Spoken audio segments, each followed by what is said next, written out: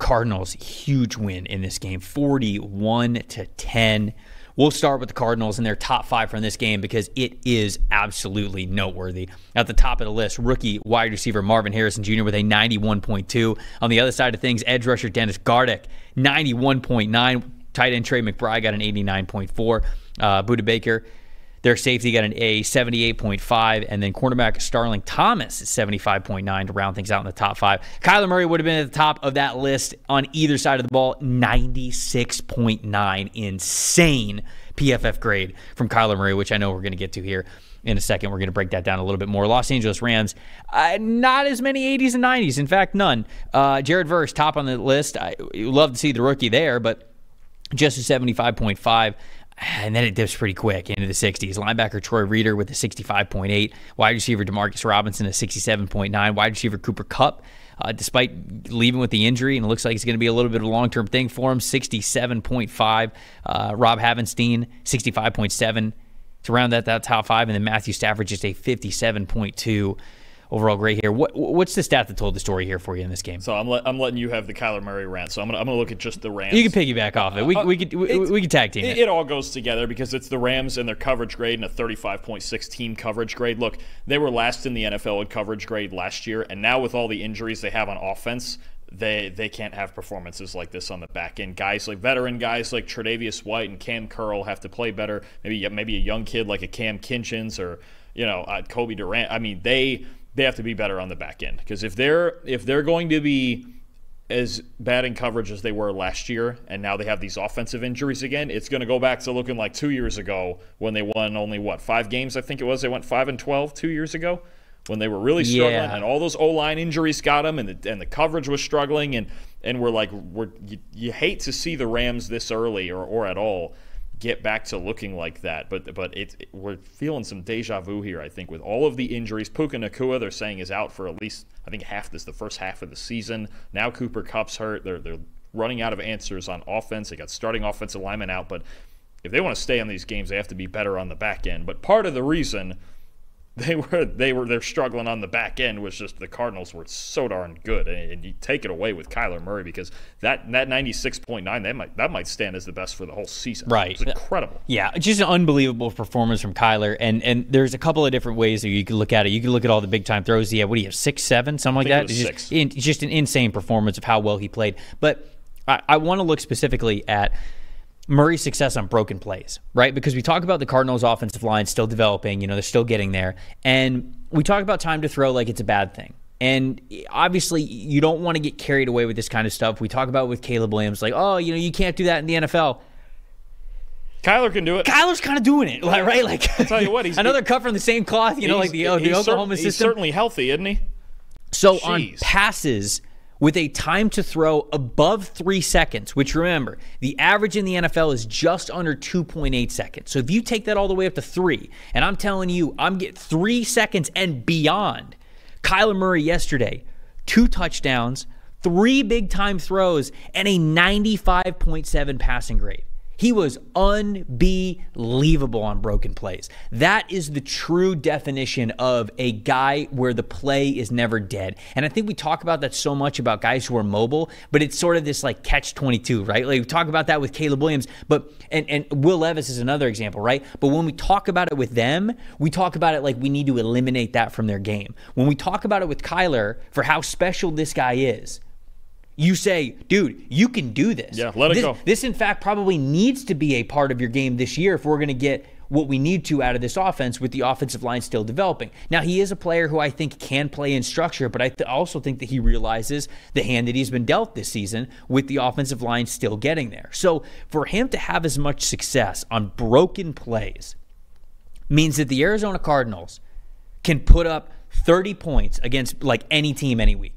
And that, when we talked about the Arizona Cardinals in our division previews before the season, and I said that we're going to see the closest thing to the MVP level Kyler Murray that we have seen since that 2021 season, this is what I'm talking about. It's the monster big-time throws, the ability to keep every single play alive, yet not just go catastrophic when he gets out of the pocket when he has to scramble. Yeah, no, this is the vision you had if you had the optimistic sense of the Cardinals, because you're like, okay, the second half of last year when he got back, they played like a top 10 offense, but they have the lowest graded defense in football, right? And obviously the Rams are struggling right now, and we're certainly, Jonathan Gannon and those guys are working on the defense. But Kyler playing like this, you're right, you almost make a defense irrelevant. They scored 28 points last week. I know they had one touchdown on a kick return that was in Buffalo. And then you do what they did this week, and you mentioned the weapons. Give me Marvin Harrison Jr., man. This isn't this what we were looking for a week ago, right? Like just 4 catches for 130 yards and a couple of touchdowns. And I mean, this right here, if you have Marvin Harrison playing and I think you mentioned it too. I don't know why we didn't see this last week. There was a couple of big plays that they made by design, and it was within it. But there was, I think, 1 or 2 of those catches where, especially one down the left sideline, where it was the broken play. And Harrison just kind of finds his way open. And the savvy that comes with, a guy with obviously the lineage of Marvin Harrison Jr., where you go, okay, if he's going to show us the instincts now and this chemistry with Kyler that we're getting at, now this is just what we were looking for with Harrison, because they're loaded. Look at them. They've got Harrison. They've got Michael Wilson. Got Dortch. Trey McBride was unbelievable. Yes. And he's one of the best tight ends in football.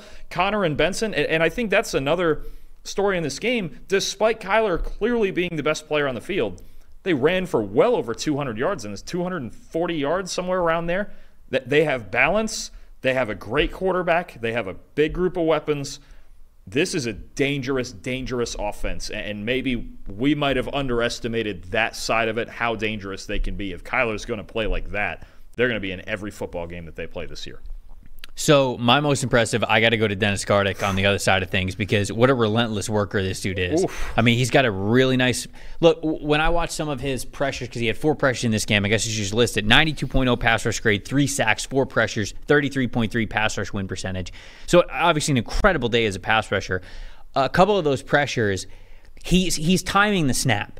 And some people look at snap count timing as like almost like cheating. Like, okay, well, you're not really getting off the ball. It's not like you're winning with athleticism alone. If they don't call it, they don't call it. But it's savviness from him. He's not. It's not like I'm just guessing kind of a thing. To me, it's true savviness. And the reason why I think that with Gardeck is because you watch a handful of his plays from this past week against the Rams. There was one play in particular that was one of his pressures where Matthew Stafford checks to a different play at the line of scrimmage. Gardeck's the one who's making the call on the defense for everybody to switch. He's the one who sees what Matthew Stafford is doing. He notices, I think, the tight end motions from one side to the other, and he immediately turns to the other defensive lineman and he gives them some sort of hand signal. And then he turns to the linebacker and he gives him a hand signal. He's the one who recognizes it. And then he tees off on the guy and he gets into the backfield and he creates another pressure. I can't remember if that was one of his sacks or not, but that to me is super impressive about him. It's not just the fact that he is a relentless worker who is always going to play until the whistle. It's not that he's got an underrated first step, but it's also he's winning up here as well. And so that's why you see that production that you do, even with a obviously battered Rams offensive line there. Is it going to be an elite performance for him every single week? No, but I think an underrated part of how he plays the game is how he knows how to attack these offensive linemen. And I think the Arizona Cardinals got a good one. Do you say Marvin Harrison Jr. is your most impressive? Yeah. Oh, yeah. So who is your most disappointing? I don't know if it's disappointing so much as just something I'm worried about. This Rams offensive line. Look, Stafford's an older quarterback, and they've got a lot of injuries, and the guys who did play in this game didn't play particularly great because of guys like Gardeck, but I think it's just something we have to worry about going forward, because we saw this 2 years ago and the Rams only ended up winning 5 games, and you'd hate to see them have to go down that road again with so many injuries and everything happening to them, and it's just this offensive line.